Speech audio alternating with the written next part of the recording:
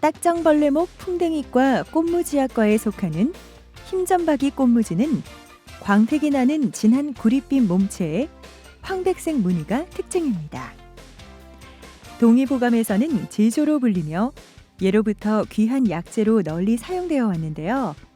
어려운 이름이라 낯설게 느껴지지만 약재로 사용하는 굼벵이의 대명사로 불리는 것이 바로 흰점박이 꽃무지입니다.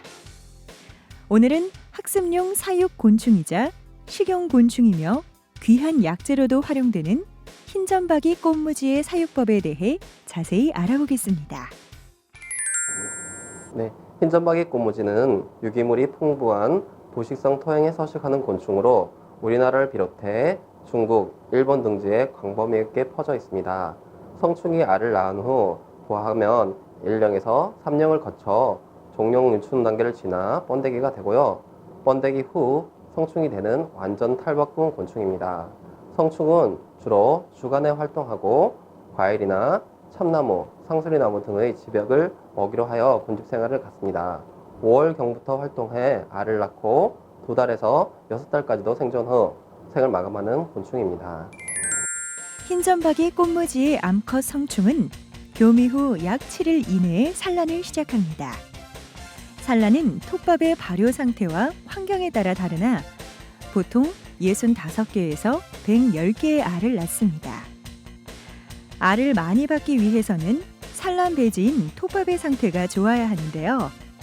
사용 용기에 충분한 양의 발효 톱밥을 깔고 성충 100마리씩을 넣어 열흘 간격으로 사육통을 바꿔 산란을 받거나 하우스에서는 매트 전체에 산란을 유도하여 직접 받기도 합니다. 산란 매트는 일반적으로 참나무 발효 톱밥을 사용합니다.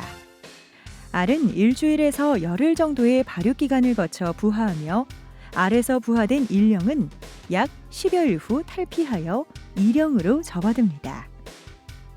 이령 애벌레는 20일 정도 성장 후 3령으로 되어 35에서 40일 성장 후 번데기로 전환됩니다. 유충 사육에서 가장 중요한 포인트는 적정 온도와 습도를 유지하는 겁니다. 습도는 60에서 65%, 온도는 25도 내외로 관리해야 하는데요. 온도는 발육 기간을 좌우할 만큼 중요한 성장 인자로 연중 사육 농가나 대량 증식이 필요하다면 안정된 온도 관리 시스템을 갖춰야 합니다. 다음으로 유충 발육을 위해선 충분한 영양분을 공급해야 하는데요. 버섯을 따낸 배지를 숙성시키거나 참나무 발효톱밥이 가장 일반적인 먹이입니다. 그럼 흰점박이 꽃무지 사육에서 가장 중요한 발효톱밥 만드는 과정을 자세히 알아보겠습니다. 먼저 참나무 톱밥에 흑설탕 또는 당미를 넣고 밀기호를 비율에 맞춰 혼합하면서 이음을 배합합니다. 여기에 물을 첨가하여 배지의 함수율을 60% 내외로 조절한 후 비닐로 덮어 15일 정도 숙성시킵니다. 이때 배지 온도가 60도까지도 올라가는데요.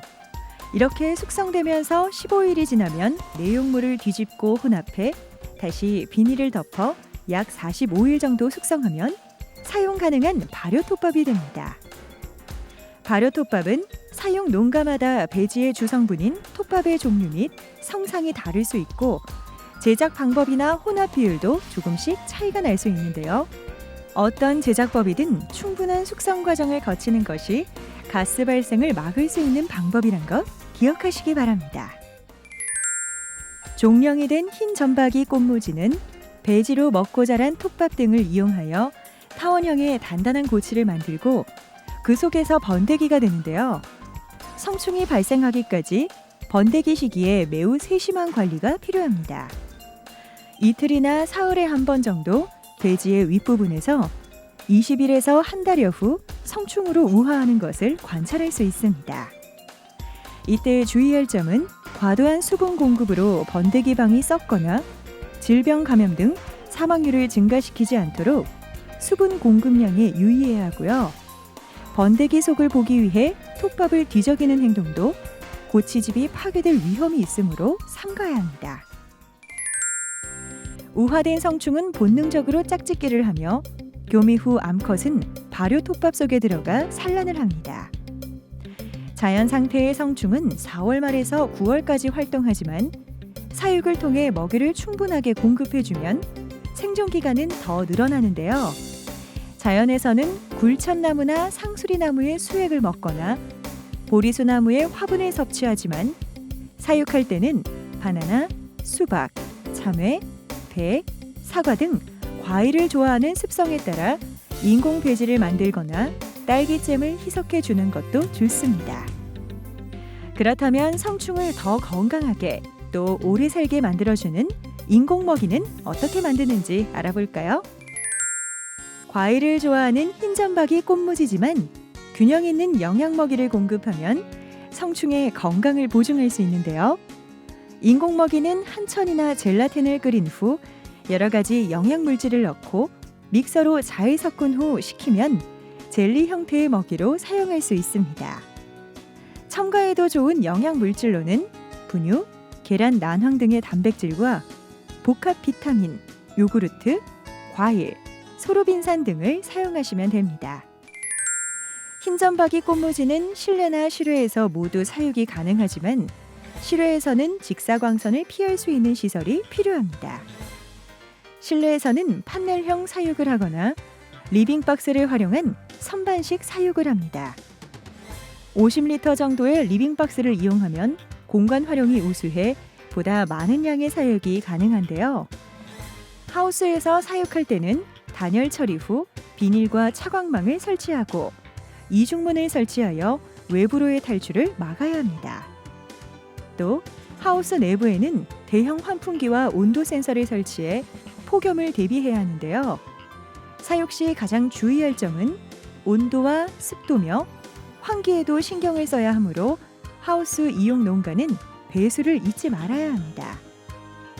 가정에서 학습용으로 사육할 경우에는 일반 곤충 사육통에 넣어 관찰하며 키울 수 있습니다.